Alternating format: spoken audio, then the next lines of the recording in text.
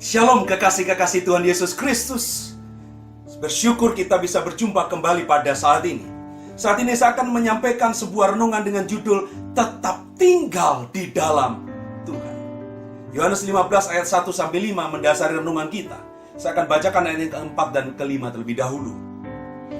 Tinggallah di dalam aku dan aku di dalam kamu, sama seperti ranting tidak dapat berbuah dari dirinya sendiri, kalau ia tidak tinggal pada pokok anggur. Demikian juga kamu tidak berbuah jikalau kamu tidak tinggal di dalam aku.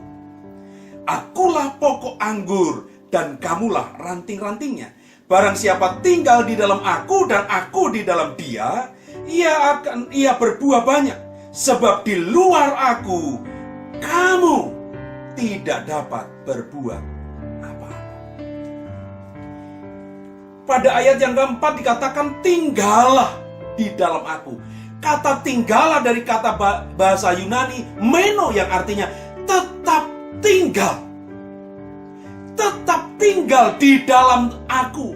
Tetap tinggal di dalam Tuhan Yesus Kristus.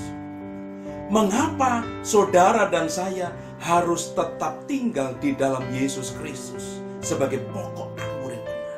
Mengapa saudara dan saya sebagai ranting-ranting harus tetap tinggal melekat kepada pokok anggur yang benar, yaitu Tuhan Yesus Kristus? Karena jelas firman Tuhan katakan bahwa di luar aku, kata Tuhan, saudara dan saya tidak dapat berbuat apa-apa. Kalau kita tidak tinggal di dalam pokok anggur yang benar, saudara dan saya tidak dapat berbuah. Apalagi kita sedang mengalami masa pandemi, di mana kita tidak bebas beribadah, kita tidak bebas bekerja, kita tidak bebas bepergian. Kita memasuki zaman masa di mana disebut new normal. Kita harus mengadaptasi diri dengan situasi keadaan yang ada. Ini tidak mudah. Banyak bisnis usaha pekerjaan yang terpaksa gulung tikar tutup. Pendapatan menurun 80%, 50%. Banyak orang kehilangan pekerjaan. Untuk itulah saudara dan saya harus tetap tinggal di dalam Tuhan. Supaya apa? Supaya saudara dan saya dapat bertahan, dapat melakukan banyak hal sekalipun di tengah-tengah tekanan, pergumulan, pandemi seperti ini.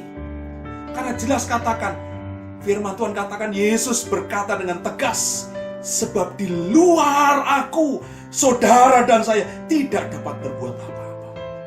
Mari dalam situasi seperti ini, kita tetap tinggal melekat kepada pokok anggur yang benar, yaitu Tuhan Yesus Kristus. Ingat, tidak pernah ada satu ranting yang kemudian terlepas dari pokok anggur, jatuh, dan kemudian dia bisa berbuat sesuatu atau menghasilkan buah. Tidak. Selain kemudian menjadi kering, dibuang dan dibakar orang. Demikian juga dengan hidup kita. Biar kita tetap kuat. Bahkan kita bisa tetap menghasilkan buah-buah. Kita bisa tetap menjadi berkat. Kita tetap bisa menjadi kuat, tetap berdiri kokoh di tengah-tengah pandemi, di tengah-tengah tantangan pergumulan hidup ini. Tidak ada cara lain. Mari kita tetap tinggal di dalam Tuhan Yesus Kristus. Dan bagaimana saudara dan saya bisa tetap tinggal di dalam Tuhan? Yang pertama, izinkan Tuhan membersihkan hidup kita. Ayat yang kedua dikatakan, setiap ranting padaku yang tidak berbuah dipotongnya, dan setiap ranting yang berbuah, setiap ranting yang berbuah dikatakan dibersihkannya.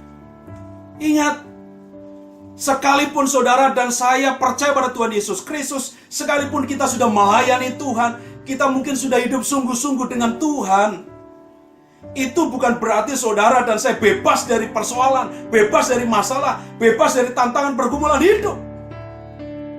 Seringkali Tuhan izinkan masalah persoalan pergumulan hidup menimpa hidup kita. Supaya apa? kita dibersihkan. Hidup kita makin dimurnikan. Sehingga apa firman Tuhan katakan? Supaya ia lebih banyak berbuah. Sehingga hidup kita lebih maksimal lagi. Hidup kita bisa menjadi berkat bagi lebih banyak orang lagi. Hidup kita bisa menghasilkan buah-buah yang lebih banyak lagi. Yang kedua, izinkan firman-Nya terus-menerus membersihkan hidup kita juga. Renungkan firman Tuhan setiap hari. Hidupi, taati firman Tuhan setiap hari. Karena firman Tuhan katakan dalam ayat yang ketiga, kamu memang sudah bersih karena firman yang telah kukatakan kepadamu. Firman itu akan membersihkan kita. Jika firman itu kita baca dan renungkan setiap hari, dan kita hidupi dan kita taati, firman itu akan membersihkan hidup kita. Jangan kemudian seperti orang Jawa bilang, nek eleng pak, kalau ingat pak, saya baca firman Tuhan, renungkan firman Tuhan. Nek eleng pak, saya lakukan firman Tuhan. Kalau nggak ingat, kalau saya ingat pak, saya baca firman Tuhan. Kalau ingat pak, saya renungkan firman Tuhan. Kalau ingat pak, saya taati firman Tuhan. Gak bisa, saudara. Kita harus setiap hari renungkan firman Tuhan siang dan malam. Hidupi firman Tuhan itu setiap waktu dalam kehidupan kita. Dalam segala aspek kehidupan kita. Mulai dari rumah, pekerjaan, lingkungan, pelayanan, dan dimanapun kita berada. Supaya hidup saudara dan saya bisa terus tetap tinggal di dalam Tuhan. Dan kita menerima semua yang baik dari Tuhan. Mengalir kekuatan, mengalir kuasa, mengalir kemampuan untuk kita bisa melakukan banyak hal. Dan hidup saudara dan saya jadi berkat bagi kemuliaan nama Tuhan Yesus. Tuhan Yesus memberkati kita semua.